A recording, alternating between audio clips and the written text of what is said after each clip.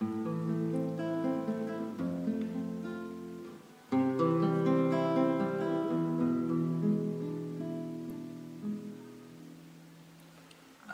sunt mai puțin ca întotdeauna, de când mă simt tot mai bogat de tine și stau pe câmp pe soarele și luna. Tăcerea asta doar dacă te ține. Am făcut viral cu rezumatul verii, ce-ar însemna să facem pe tot anul, să vedem ce s-a întâmplat în România. În 3 minute noi vom fi cancanul. 2014 ne gândim la tine, ce fain ai fost, cum facem să ne întoarcem, o lună să te mai putem reține, să râdem, să ne fie tot mai bine.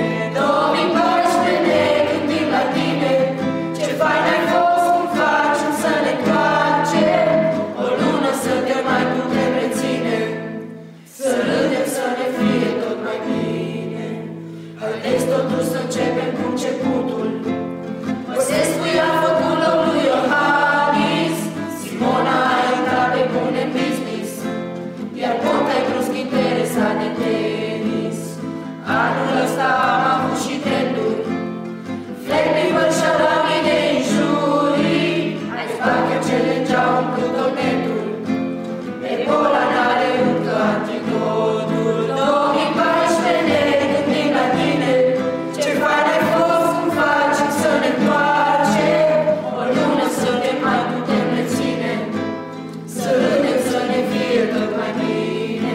2014 ne gândim la tine, ce fain ai fost, cum facem să ne întoarcem, o lună să te mai putem reține, să râdem, să ne fie tot mai bine.